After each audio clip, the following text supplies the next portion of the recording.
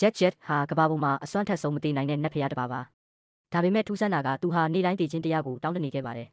သူ့ရဲ့အစွမ်းကအယမ်းကိုကြီးမားလွန်းတာကြောင့်ဘယ်သူမှသူ့ကိုမတတ်နိုင်ခဲ့ကြပါဘူး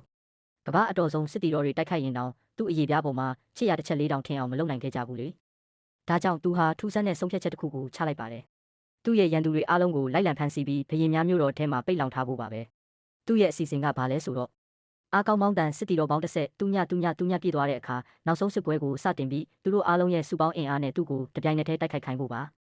အဲ့ဒီလိုဆိုရင်တော့သူလည်းဒီတန်ကိုမခံနိုင်ပဲတေဆုံးသွားလိမ့်မယ်လို့မျှော်လင့်ခဲ့တာဖြစ်ပါတယ်ဒါပေမဲ့အဲ့ဒီနေ့မှာပဲသူ့စီကိုတာဝန်အသစ်တစ်ခုရောက်လာခဲ့ပါတယ်နတ်ဖျားတွေဟာတိမ်မြုပ်နေတဲ့မျိုးနွယ်စုတစ်ခုရဲ့လျှို့ဝှက်စခန်းကိုရှာဖွေတွေ့ရှိသွားခဲ့ကြလို့ပါ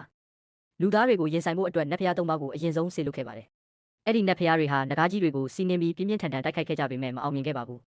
အခုတော့ဂျက်ကိုယ်တိုင်ဝင်ပါဖို့ဖြစ်လာခဲ့ပါပြီသူဟာလက်သီးတစ်ချက်တည်းနဲ့တင်အမျိုးသမီးစစ်တီတော်တယောက်ကိုပြင်းပြင်းထန်ထန်ဒဏ်ရာရသွားစေခဲ့ပါတယ်ဒီလူသားတွေဟာအရန်ကိုအားနည်းလွန်းတာကြောင့်ဖမ်းဆီးပြီးမြို့တော်ထဲပိတ်လောင်ထားဖို့တောင်မတန်ဘူးလို့သူခံစားလိုက်ရတယ်ဂျက်ကအဲ့ဒီအမျိုးသမီးကိုတတ်တော့မဲ့အချိန်မှာပဲနောက်ထပ်စစ်တီတော်တယောက်ရောက်လာပါတယ်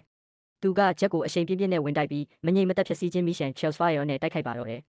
ဒီတိုက်ခိုက်မှုကဂျက်ကိုဒဏ်ရာမရစေခဲ့ပေမဲ့လူသားတယောက်ကနတ်ဖျားတွေရဲ့စွမ်းအားကိုသုံးနိုင်နေတာကိုမြင်လိုက်ရလို့ဂျက်တယောက်အံ့ဩသွားခဲ့ပါတယ်အခုတော့ဂျက်ရဲ့စိတ်ဝင်စားမှုကနိုးကြွလာခဲ့ပါပြီဒုတိယအကြိမ်ထပ်မံတိုက်ခိုက်ပြီးတဲ့နောက်အဲ့ဒီကောင်လေးဟာဒဏ်ရာရနေတဲ့သူ့ရဲဘော်ကိုခေါ်ပြီးထွက်ပြေးဖို့ကြိုးစားခဲ့ပါတယ်